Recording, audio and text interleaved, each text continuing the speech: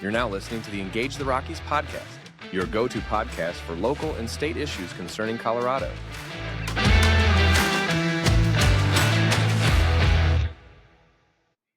Hello, Colorado. This is your weekend review for July 29th to August 2nd. If you'd like the show notes with the links to the stories we're covering today, please visit engagetherockies.com and sign up to our email. Every Friday, we'll send you the list of articles when a new episode is released. From around the state.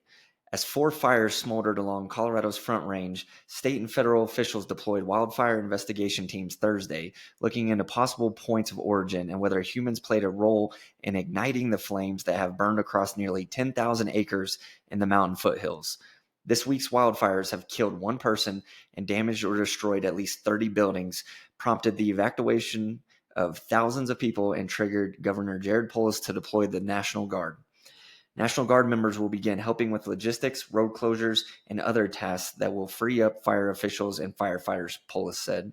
All 4 fires, the Quarry Fire in Jefferson County, the Alexander Mountain Fire in Larimer County, the Stone Canyon Fire in Boulder and Larimer counties, and the Lakeshore Fire in Boulder County, began this week and grew rapidly, fueled by hot, dry weather and parched conditions on the ground.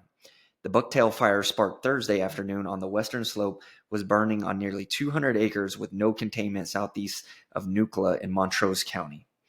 Moving on. Proponents of a measure that would create a $1 million death benefit for the families of officers killed in the line of duty submitted 199,067 signatures to the Office of the Secretary of State in hopes of garnering a place on the November ballot. Initiative 157, also known as the Back the Blue Initiative, would require the state to appropriate $350 million in funds already collected from taxpayers to the newly created Peace Officer Training and Support Fund within the Colorado Department of Safety. The funding would not only enhance the recruiting, training, retention, and compensation of law enforcement and peace officers across the state, but would also provide a death benefit of $1 million to surviving spouses, children, or estate of any peace officer killed in the line of duty. The measure would not require any new taxes, Advance Colorado spokesperson Sean Duffy said. This is a one-time $350 million investment in law enforcement that would be up to the legislature to continue in future years, Duffy said. Moving on. A ballot initiative that seeks to prohibit the hunting of lynx, mountain lions, and bobcats has received enough signatures to qualify for the November ballot, the Secretary of State's office said on Wednesday. While supporters of the measure argue it will protect the big cats that call Colorado home, opponents have criticized it as ballot box biology and contend it will actually do the opposite of what it's intended to do. Ballot Initiative 91 defines trophy hunting as, quote, intentionally killing, wounding, pursuing, or entrapping a mountain lion, bobcat, or lynx. The measure says this type of hunting serves no socially acceptable or ecologically beneficial purpose and fails to further public safety. Trophy hunting is typically practiced with the intent of displaying an animal's head, fur, or other body parts rather than for consuming its meat. Opponents say the bill is not in Colorado's best interests. Quote, under the current science-based management, our mountain lion and bobcat populations are thriving, said Dan Gates, who has been active in Colorado conservation efforts for over 3 decades. This measure continues to be driven by out-of-state extremists who are seeking to threaten the balance of Colorado's fragile ecosystem. This ballot measure is dangerous, reckless, and based on absolutely zero scientific research. This measure has absolutely no place in Colorado, Gates said. Moving on. The trial of former Mesa County Clerk and Recorder Tina Peters started this week.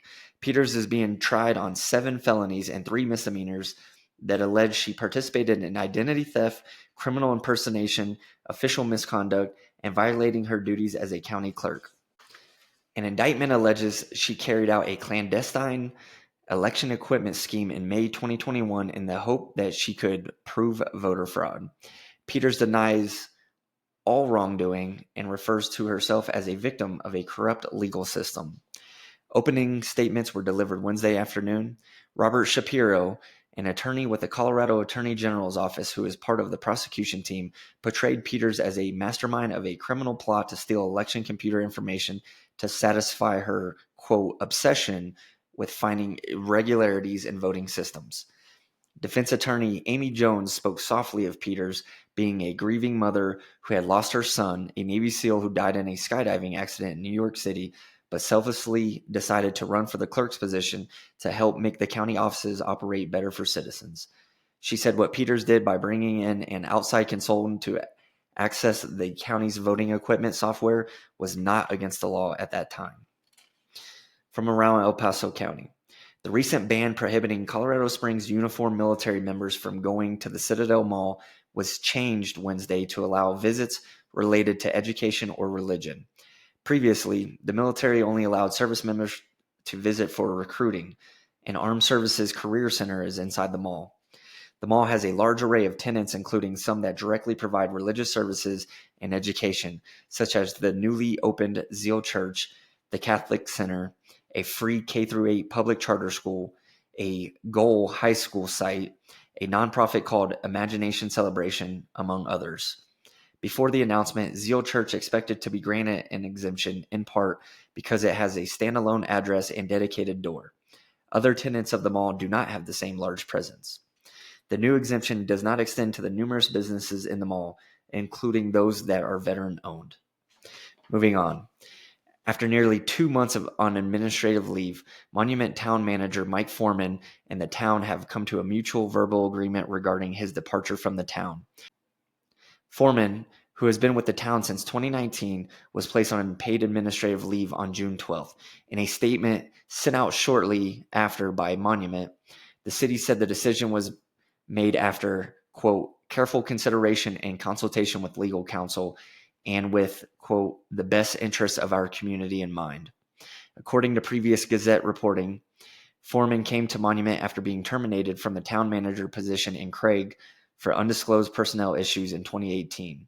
Before that, he was the town manager of Salina, Texas. And lastly, thieves stole multiple handguns Wednesday after driving into 2 Colorado Springs gun stores. Colorado Springs police said they received reports about 4 a.m. of 2 separate incidents along the 3500 block of North Carefree Circle and the 3900 block of Palmer Park Boulevard. Police said the same suspects drove a vehicle into both gun stores and were able to steal multiple handguns from at least one location. Based on the addresses provided by police, one of the shops hit appears to be SDS Guns at Palmer Park and North Academy Boulevard. Connie Rogers, owner of Spruce Defense, whose shop is along North Carefree Circle, said although no firearms were taken, the storefront received between $20,000 and $30,000 in damages. Family members said that they locked the weapons up at night in case of such an incident, but that didn't prevent costly damage to the business. According to Colorado Springs Police, there have been 24 smash and grab incidents in the city this year. Those are your top stories for the week of July 29th through August 2nd. Please tune in each Friday for your weekend review from Engage the Rockies. Please continue to like, share, and subscribe for more great content. If you'd like the full articles from the stories we read today, sign up to our email list at engagetherockies.com and we'll send you our show notes each week. Thank you. Thank you for listening to the Engage the Rockies podcast, your go-to podcast for local and state issues concerning Colorado.